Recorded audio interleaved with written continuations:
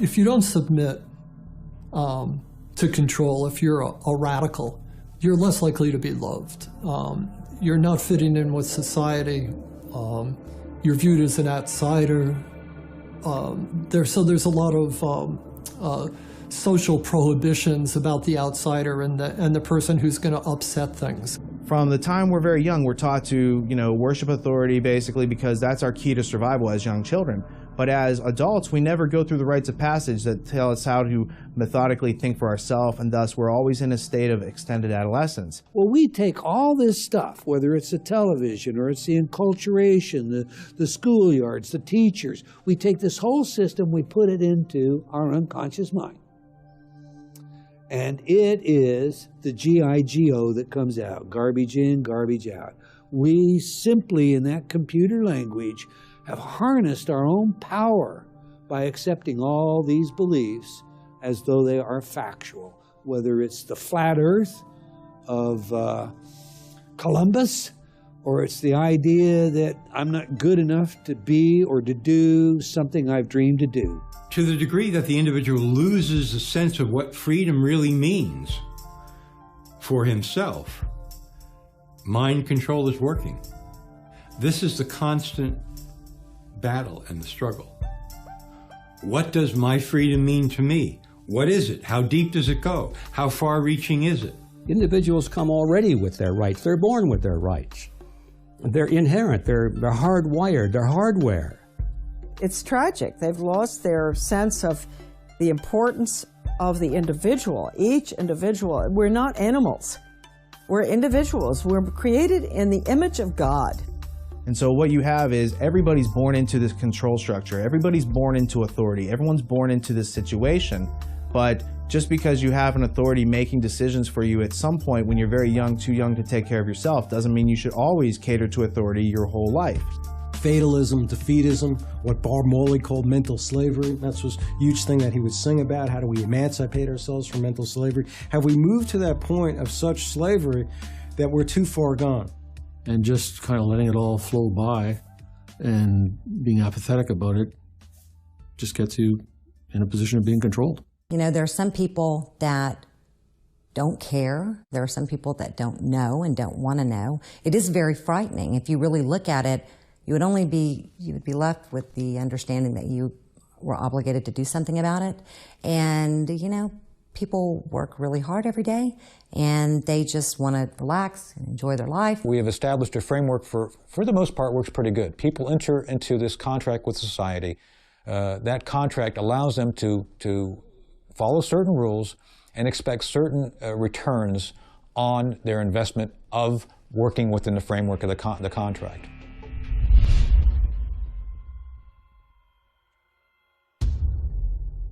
Secure your copy today at Infowars.com.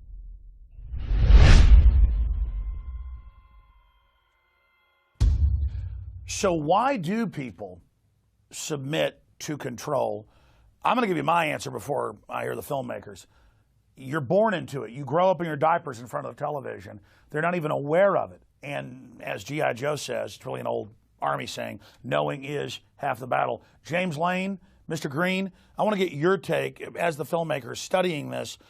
Why do people submit to being manipulated? For me, it makes me very angry that people are lying and trying to program me, trying to manipulate my free will. I think one of the biggest aspects of it is the 15,000 hours of compulsory schooling. We're taught not to question, we're taught to accept information on authority and regurgitate useless facts, not how to think, not how to be a person and think critically. That's got to be one of the most integral parts of it. I mean, really, from my perspective, especially coming from the military background, is that we control ourselves through societal pressures and peer pressures not to go outside of the box, not to be a critical thinker, but to just accept the status quo and go along to get along, not rock that boat. And so, that's what you see in the military, especially, and the rest of the world, is that we're really all policing ourselves for the globalists. They don't have to do much. They've entrained us so much that we pretty much take care of the job. They set up the parameters, and then we just stay within them. They've done these studies where they've got rats at universities within a steel maze that has little artificial lights and things. They think that's the whole universe.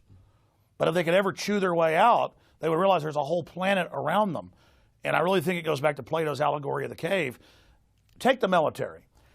I find because there's discipline and things in it, people that come out of it and wake up are some of the best folks to work with. But at the same time, those that never wake up are some of the worst and become the enforcers because they are put through sleep deprivation, they are brainwashed, they are yelled at, they are conditioned. And if you look at cult programming, that's what it is. But I guess the Germans did develop in Prussia what is our modern military system, and they admitted it was a brainwashing system. Absolutely, and that's what you see in our school systems too. I mean, they've just taken that and rolled it right into there, and they treat our children like they're military people. They're training to go to war, and that's probably exactly what they're hoping for. I think that you know, people want to be part of society. I mean, that's a natural you know, thing that we do. But yet we're not given any other parameters, like you were saying. They don't know anything that's outside of that maze. You know, we're not taught to think critically and have original thought. They use our natural capacity. They use the fact that we naturally in a tribe want to conform and be friendly as humans and share. They artificially manipulate that. Yeah, later on in the film, you'll hear Eldon Taylor actually say, you know, at some point you have to ask yourself, when was the last time you had an original thought? And I think that is what a lot of people, it keeps them in that level of control. Now, this next part of the film, I think, may be the most important. It deals with the fact that we're being turned into human resources. You know, we weren't called human resources until the 30s. Human resources. Resources for who? You understand that, ladies and gentlemen? So get ready. Here is how the establishment see us.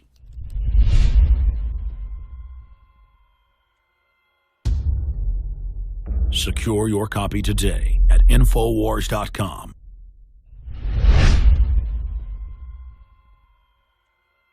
Human beings form habits.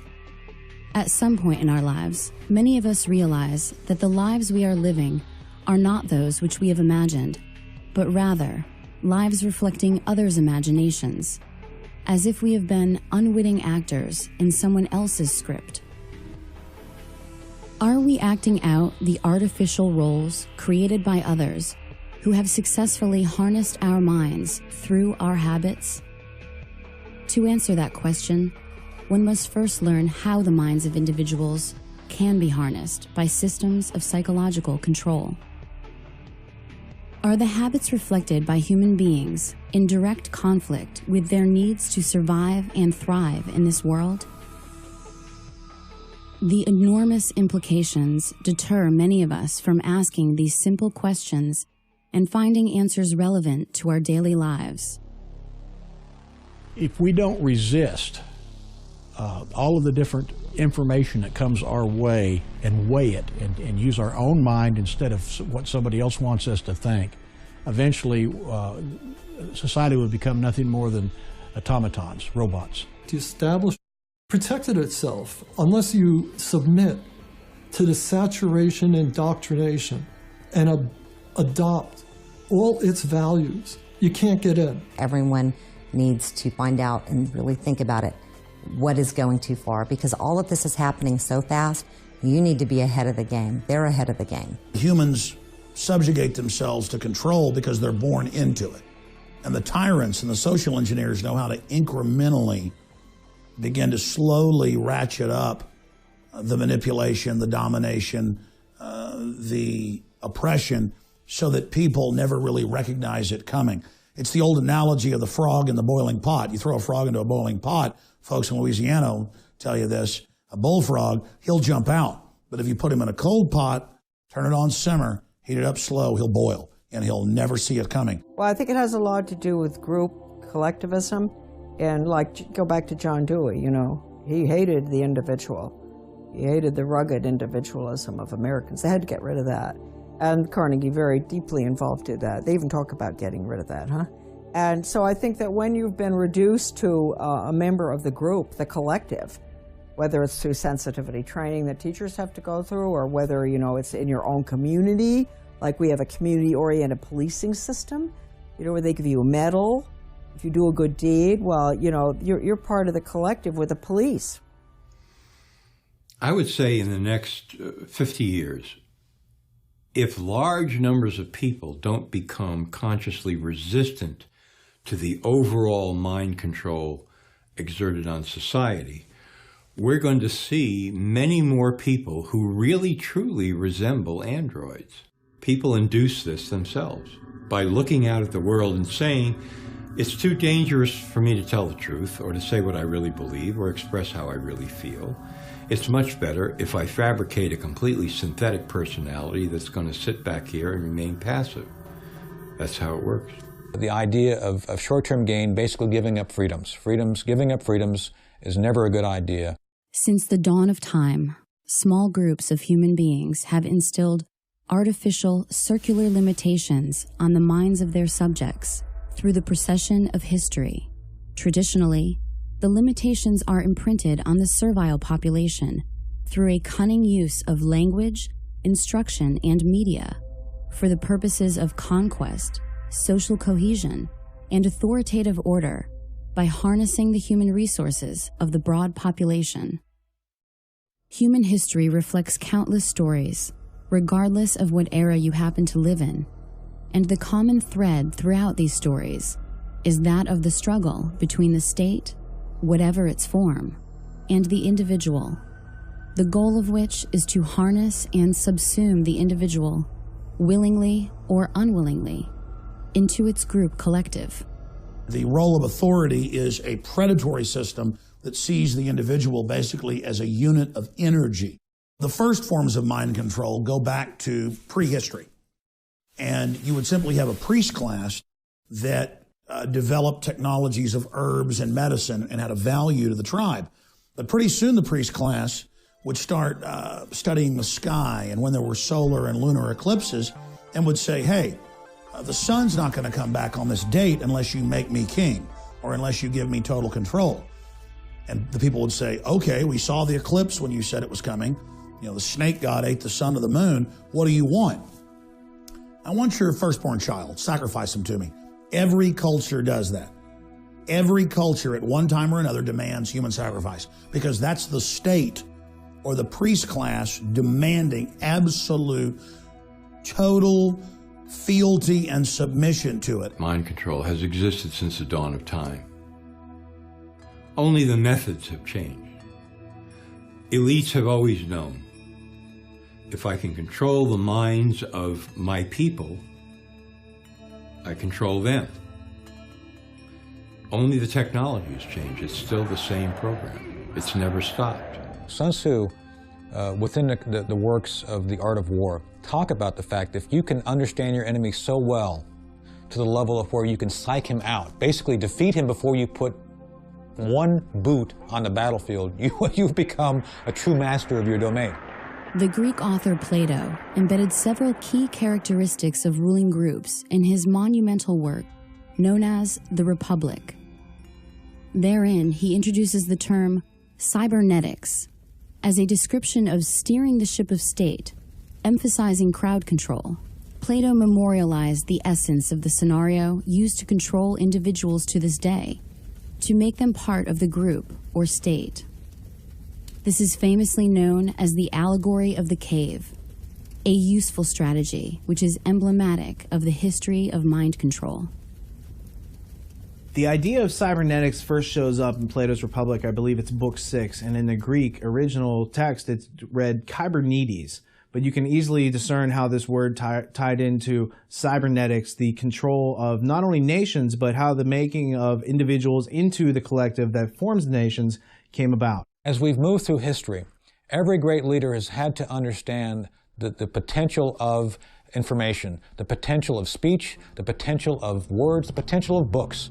What is a citizen, if not someone willingly or unwillingly participating in the machinations of the state? How would we acquire the habits of citizenship without stimulus from the state and our response to it? Attention! Attention! This is your beloved leader, Og the Exalted. There will be a special Giant Joy rally today at Og Memorial Stadium.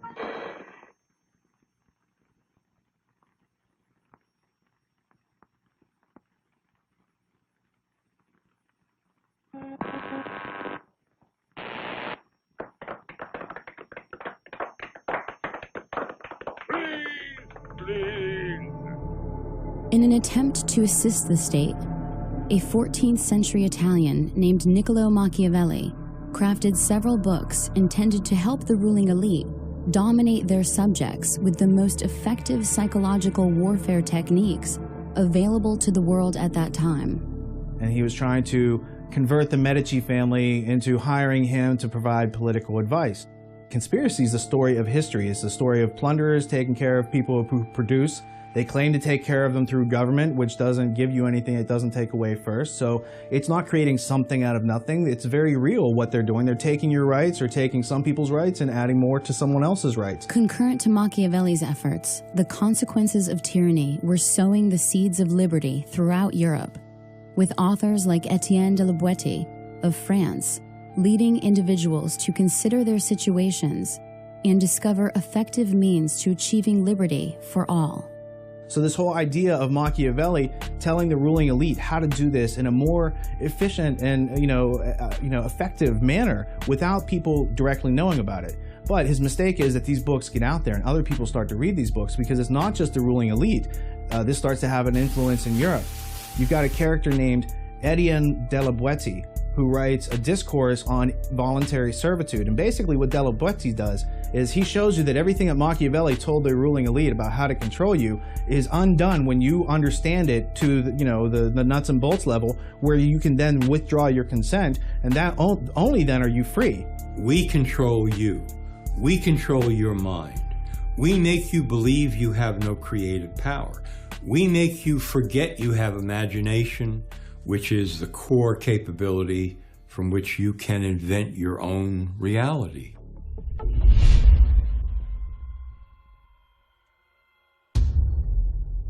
Secure your copy today at Infowars.com.